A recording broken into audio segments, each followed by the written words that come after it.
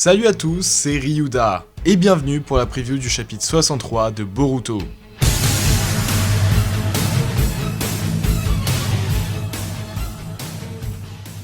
Alors je vous rappelle que désormais, en chaque début de preview, je vais vous poser une question à laquelle vous devrez répondre en commentaire le plus vite possible, et les deux premiers sélectionnés pourront participer à un événement. Et donc, la question de ce mois-ci n'est autre que, quelle est la nature de chakra que maîtrise Kawaki, c'est-à-dire l'élément qu'il utilise lors d'un ninjutsu.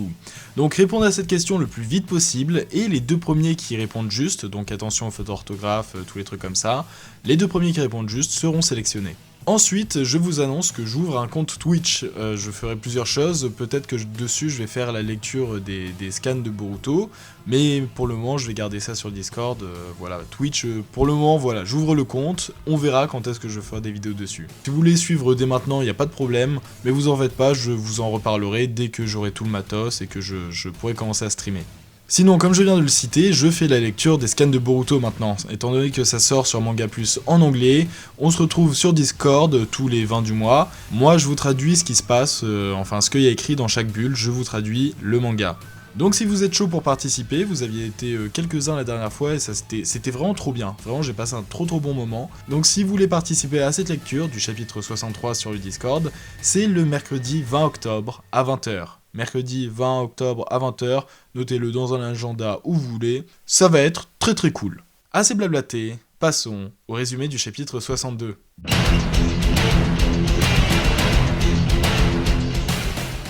Le chapitre reprend alors que Kawaki continue sa course à l'extérieur du village. Boruto, lui, interroge le clone de Kawaki qui répète qu'il n'a pas intérêt à s'en mêler. Mais le jeune Uzumaki n'écoute pas et sort la tête par la fenêtre. Il s'adresse au ninja sensoriel qui les surveille depuis le chapitre dernier.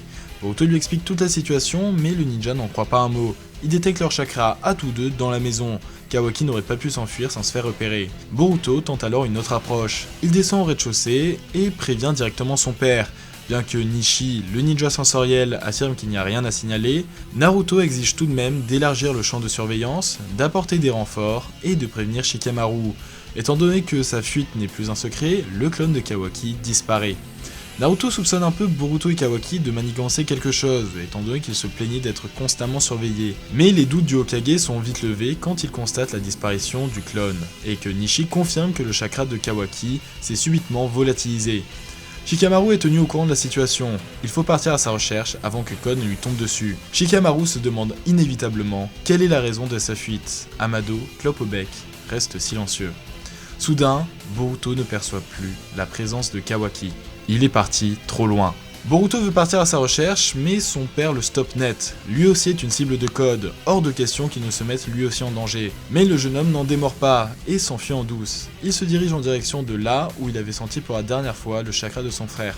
Ainsi, puisque Konoha n'arrive pas à détecter le chakra de Kawaki, ils n'auront qu'à repérer celui de Boruto pour les trouver. En parallèle, les souvenirs du clone qui a explosé regagnent le Kawaki original, qui reproche à Boruto une nouvelle fois de s'être mêlé de ce qui ne le regardait pas. C'est alors qu'il aperçoit Code lui foncer dessus à toute allure. Celui-ci envoie une marque sur un arbre dans lequel il plonge, et il note directement dans le dos de Kawaki, par où il ressort. Surpris, il tente un revers, mais Code le part et l'envoie au sol d'un coup de pied. Eida craint qu'il ne se fasse tuer par mégarde. Code propose alors de discuter calmement, mais Kawaki lui tire une boule d'énergie en pleine face, qui provoque une formidable explosion. Code apparaît soudainement derrière Kawaki, et lui demande pourquoi il a quitté le village, là où il aurait été en sécurité. Celui-ci explique qu'il est sorti justement pour le voir. « Tu veux te venger de celui qui a tué Ishiki Otsutsuki, non ?»« J'ai l'intention de tuer 4 personnes au minimum, » répond Code.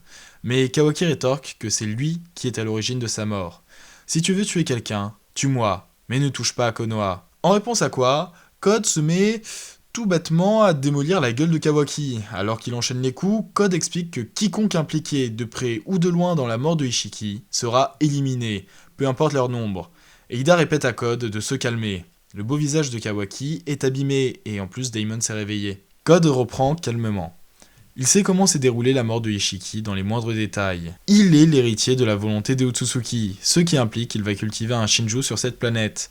À moins de s'enfuir dans une autre dimension, toute vie sur la planète sera anéantie. La volonté de Code de tuer de ses propres mains les responsables de la mort d'Ishiki n'est qu'un caprice, puisque de toute manière, l'arbre divin les aurait emportés eux, et tout ce vivant sur Terre. Code le saisit par le cou et le soulève. Une dernière chose, Tu vas trouver ça surprenant, mais tu es exclu de la liste des personnes dont je veux me venger. Il y a quelqu'un qui veut te voir. Cela me déplaît vraiment. Tu as toujours quelqu'un qui a besoin de toi. Code et Kawaki sont alors aspirés par une marque au sol qui les téléporte sûrement au QG de Boro. Mais c'était sans compter l'intervention de Boruto qui stoppe Code d'un coup de pied. Boruto se tient désormais seul entre Kawaki et Code. Comme d'habitude, dites-moi ce que vous avez pensé de ce chapitre. Cette fois-ci, j'ai pu directement avoir vos réactions, vu que j'ai fait la lecture et la traduction du chapitre avec vous en live sur Discord. D'ailleurs, je vous invite vraiment à participer aux lectures des scans parce que c'était vraiment cool. Puis, certaines théories des abonnés sont hyper pertinentes, vous le verrez dans la vidéo. Je vous propose maintenant de revenir sur certains points du dernier chapitre, histoire de voir ce qu'on avait deviné et ce qu'on n'avait pas prévu, et bien sûr pour faire des théories sur le prochain chapitre. Commençons par un truc bête, le clone de Kawaki. Rappelez-vous, dans la précédente preview, il y avait un truc pas très clair. On aurait eu l'impression que Kawaki réagissait en direct à ce qu'entendait son clone, alors que normalement, on est censé recevoir les souvenirs de son clone seulement une fois que celui-ci a explosé. Donc si Kawaki avait les souvenirs de son clone avant que celui-ci n'explose, ça aurait été une incohérence. Heureusement, dans ce chapitre, on voit bien que ce n'est qu'une fois que son clone a explosé qu'il capte ce qu'il s'est passé, donc c'est good. Ensuite, j'ai été plutôt étonné de la réaction de Boruto. Il a pas hésité à prévenir le ninja sensoriel, voire carrément Naruto. Et je pense pas être le seul à s'être imaginé que Boruto allait partir en douce sans prévenir personne, parce que sa première réaction lorsqu'il a découvert que Kawaki s'enfuyait était « Oh non, s'ils le découvrent, ils vont renforcer la sécurité !»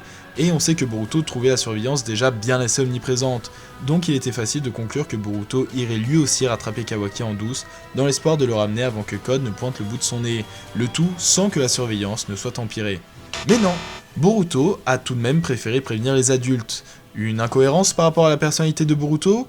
Ou plutôt la preuve qu'il est enfin devenu une personne responsable, qui a conscience des enjeux. Boruto, c'est plus le gamin agaçant qui boudait parce qu'il avait pas assez d'attention. Il en a fait du chemin. Rien que dernièrement, il n'a pas hésité une seconde à tenter de se sacrifier pour le reste de l'humanité. Je commence vraiment à aimer ce personnage. D'ailleurs, si vous voulez une vidéo dédiée à Boruto, dites-le moi en commentaire parce que j'ai quand même beaucoup de choses à dire. Après, si vous voulez des vidéos dédiées sur d'autres personnages comme Kawaki, Kaguya ou je ne sais qui, tenez-moi au courant et je piocherai ceux qui me tentent le plus. Bref, si on a été plusieurs à s'imaginer que Boruto tenterait un stratagème pour ne pas se mettre la surveillance sur le dos, Naruto aussi a soupçonné son fils de vouloir s'en débarrasser. Pour ceux qui étaient là, au moment de la lecture sur Discord, vous avez beaucoup été déçus de la réaction de Naruto, et moi aussi pour le coup, parce que l'arc narratif avec Naruto et Boruto qui sont en conflit, ça a déjà été traité au tout début du manga, et ils se sont réconciliés. Donc recréer un conflit entre eux, je pense qu'au moment de la lecture, on a ressenti ça un peu comme un retour en arrière. Sauf qu'en relisant le chapitre, je me suis rendu compte que c'était pas du tout le cas. Naruto a dès le début mis plein de mesures en place pour retrouver Kawaki, et ce, même si le ninja sensoriel affirmait que Kawaki était bien à l'intérieur. Donc même si Naruto émettait ses doutes, il avait pleine confiance en son enfant. A mon avis, la raison pour laquelle Kishimoto rend son personnage un peu douteux, c'est pour qu'il n'intervienne pas tout de suite. Si Naruto sait parfaitement ce qu'il se passe, qu'il se rend avec Sasuke et plein de ninjas chercher Kawaki, Code il se fait plier en deux. Alors que si Naruto ne sait pas où aller, quoi faire, voire s'il n'est même pas sûr que la situation présente un vrai danger, on est sûr qu'il ne se tapera pas avec Code tout de suite. Si je comprends bien l'intention, par contre, c'est mal exécuté. Je veux bien qu'au premier abord, tu doutes de Boruto, mais une fois que t'as toutes les preuves que ce que dit Boruto est vrai, et qu'il peut savoir où se trouve Kawaki en demandant à son fils, je trouve ça quand même un peu bizarre qu'il reste aussi inactif. Surtout que Boruto part rejoindre Kawaki, et ni Naruto, ni tous les ninjas renforts sensoriels qui sont censés avoir élargi leur champ de détection ne se rendent pas compte que Boruto s'enfuit. Surtout que Boruto a bien dit qu'il dissimulerait pas son chakra, justement pour être trouvé. Après on peut imaginer qu'il ait désactivé son chakra et qu'il comptait le réactiver une fois aux côtés de Kawaki, mais tout de même ça m'a l'air d'une belle facilité scénaristique pour retarder l'intervention de Naruto. Ça, c'était mon premier coup de gueule, mais j'en ai un deuxième. Alors j'avais imaginé dans la preview 62, le chapitre se finir exactement comme ça, mais avec Sasuke qui sauve Kawaki au dernier moment à la place de Boruto. Parce que on sait que Sasuke enquêtait sur Code, et avait même prévu que Code sortirait par d'autres marques que celles surveillées par les shinobi. Donc on pouvait conclure qu'étant donné qu'il semblait continuer son enquête, que Sasuke aurait été parmi les premiers à s'opposer à Code. Sauf que maintenant que tout le village est au courant de la situation, si Sasuke intervient, ce sera un peu ridicule. Ah, je vous ai trouvé grâce à mes formidables capacités de détective, hein. Ouais, c'est bien, si t'avais pas enquêté, Naruto t'aurait fait un topo et t'aurais été envoyé là-bas au même moment. Ça aurait rien changé. Bien sûr, rien n'oblige Sasuke à intervenir, mais étant donné qu'on le voyait enquêter, ce serait con qu'au final ça ait mené à rien et que Sasuke soit autant à la ramasse que les autres. Donc si le Uchiha intervient que maintenant, ça me semblerait un peu faire l'effet d'un pétard mouillé, à moins qu'il ait préparé des pièges ou une stratégie, voire qu'il ait poussé son enquête tellement loin qu'il ait trouvé le QG de Boro. Ce serait très stylé que Eida voit d'un seul coup débarquer Sasuke. En parlant de Eida, elle répète plusieurs fois à Code de se calmer, de peur qu'il tue Kawaki par mégarde, sauf qu'on sait qu'il ne peut l'entendre que lorsqu'il met sa main à son oreille avec une marque. Donc soit Code entend Eida par la magie de l'incohérence, même s'il ne déplace pas son oreille, soit il se calme par coïncidence au même moment, parce que lui aussi se rend compte qu'il est allé beaucoup trop loin. Mais j'ai été à nouveau surpris que Code soit prêt à emporter Kawaki auprès de Eida, alors qu'il lui avait dit qu'elle ne voulait pas être associée à Code, sinon Kawaki la détesterait. C'est peut-être une intention de Code que Eida, celle qu'il aime, n'ait pas ses chances avec un autre. Ou bien c'est plutôt qu'il risque de ne pas y avoir d'autres occasions comme celle-ci pour kidnapper Kawaki. Donc pas grave pour Eida, il lui ramène tout de même Kawaki, et c'est à elle de se débrouiller pour qu'il ne la déteste pas. Petite parenthèse, tant qu'on parle de Eida, on a vu que Daimon s'était réveillé, ce qui pourrait indiquer qu'il ait son rôle à jouer dans la bataille qui est sur le point d'éclater. Mais on y revient dans la partie post-chapitre 63, timecode en description.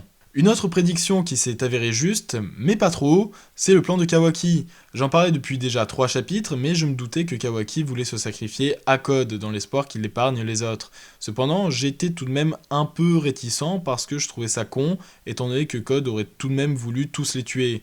Mais de l'autre côté, je voyais pas d'autre plan. Donc soit le plan que j'avais imaginé était mauvais, soit c'était le bon, mais il manquait un élément qui comblerait cette grosse faille. Eh ben, ni l'un ni l'autre, Kawaki a juste dit « Tue-moi à leur place !» Et comme prévu, Code a juste dit « Ben non, au contraire, tu seras le seul à être épargné et tous les autres vont y passer. » Je suis désolé pour les piètres imitations. Pas très fut-fut le Kawaki du coup. Même s'il pouvait pas prévoir que Eida exigerait qu'on l'épargne, c'était assez évident que du moment que Code avait une liste de personnes à tuer, dont Kawaki, proposer de juste tuer un membre de cette liste et pas les autres, bah y a aucun compromis, Code est juste perdant dans l'histoire, donc c'était évident qu'il aurait tout de même voulu tous les tuer. Si c'était ça, sa dernière solution avant d'utiliser le Kama, il va vite s'en faire greffer un nouveau, moi je vous le dis. En parlant de greffe de Kama, on voit que Amado est un peu en stress parce que la clé pour ressusciter sa fille se jette dans la gueule du loup. Si Kawaki meurt, la fille d'Amado restera dans la tombe pour toujours. Comme je l'avais dit, la dévotion de Kawaki pour Naruto est un obstacle à son plan, donc il y a moyen que Amado songe au moins à se débarrasser du Hokage, car il a dit lui-même, il serait prêt à utiliser n'importe quel moyen pour atteindre ses fins. Maintenant qu'on a bien analysé ce chapitre, je pense qu'on a tous les outils en main afin de faire nos prévisions pour le prochain. Ainsi, l'affrontement Code versus Boruto devrait commencer.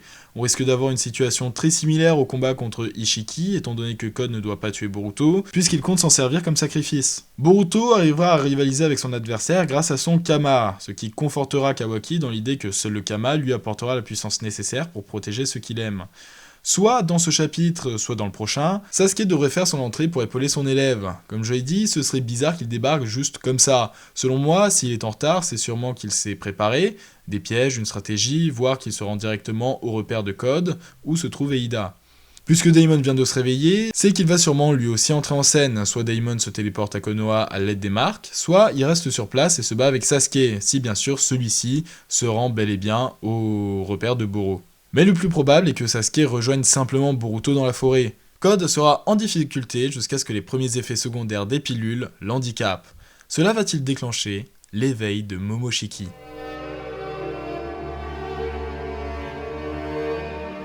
Dans le cas où mes prédictions sont justes, il est toujours possible que des trucs que j'avais prévus pour le 63 se déroulent en fait plus tard, ou à l'inverse, que ce que j'imagine pour le post-63 se déroule en fait dans le 63. Comme l'intervention de Boruto qui a finalement eu lieu un chapitre plus tôt que ce que j'avais imaginé. Mais c'est le concept de l'émission, plus on fera de prévisions, plus on sera dans la précision. Donc, dans les prochains scans, puisque Boruto aura les premiers effets secondaires des pilules selon moi, peut-être que cela l'empêchera d'utiliser le Kama, qui jusque-là lui permettait de rivaliser avec Code. Il sera donc obligé d'utiliser uniquement du ninjutsu. Et vous savez ce que ça veut dire, si Boruto se vide trop de son chakra, Borushiki pourrait bien refaire surface.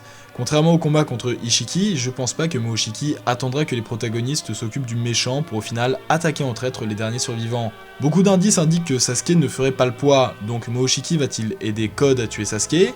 Va-t-il aider Sasuke à tuer Code ? Ou va-t-il vouloir combattre les deux ? On le sait, Momoshiki est un opportuniste. D'ailleurs, si vous voulez connaître en détail sa philosophie, ses origines et ce que pourrait bien nous réserver à l'avenir ce personnage, je vous présente qui est Momoshiki dans une vidéo. C'est un perso que j'aime beaucoup et j'ai pris beaucoup de plaisir à lui dédier cette vidéo. Donc ça ne lui correspondrait pas de se mettre à dos deux adversaires, il aiderait forcément l'un avant de le trahir une fois le combat gagné. Donc qui Borushiki voudrait tuer en priorité? Sasuke ou Code?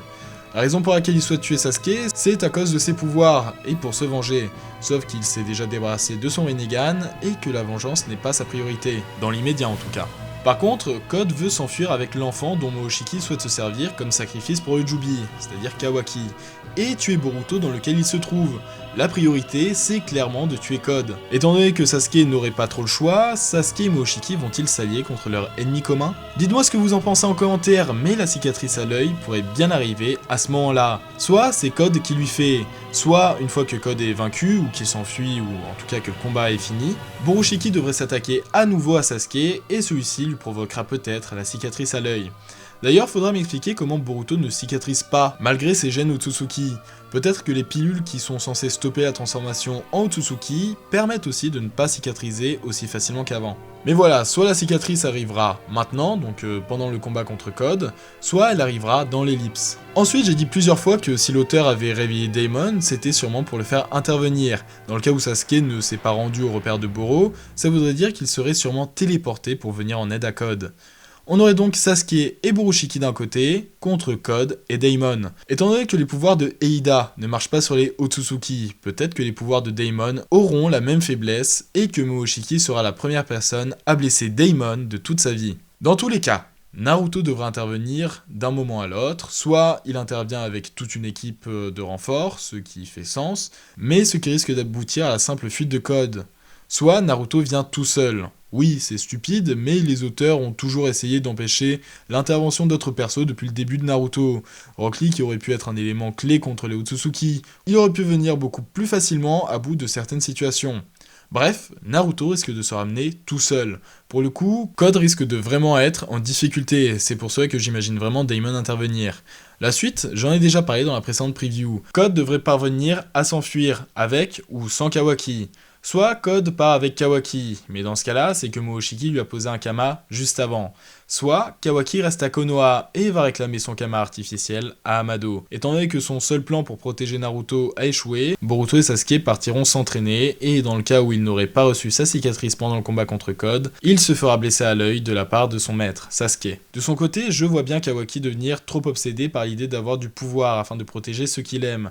Le Kama, la torture de Jigen, Kawaki semble petit à petit adhérer à la vision des Otsutsuki. Ce serait pas étonnant que Kawaki lui-même souhaite devenir un Otsutsuki. Alors je le vois mal détruire la Terre, mais Kawaki pourrait bien vouloir planter un Shinju dans la dimension où il a tué Ishiki. Et pour finir cette vidéo, je voudrais vous partager une théorie qu'a eu un abonné lors de la lecture des scans sur Discord. Code a expliqué que le temps qu'un Shinju dévore le chakra d'une planète, les Otsutsuki se téléportaient dans une autre dimension pour ne pas se faire aspirer avec. D'ailleurs c'est sûrement le but des dimensions de Kaguya, des dimensions dénuées d'êtres vivants, où elle pourrait attendre 1000 ans paisiblement dans son château. Enfin bref, Kaguya, je reviendrai sur elle dans une vidéo spéciale rien que pour elle. Mais donc, aller dans une autre dimension le temps que l'arbre divin aspire l'énergie vitale de la Terre, et si ce n'était autre que le plan de Kawaki pour protéger le 7ème?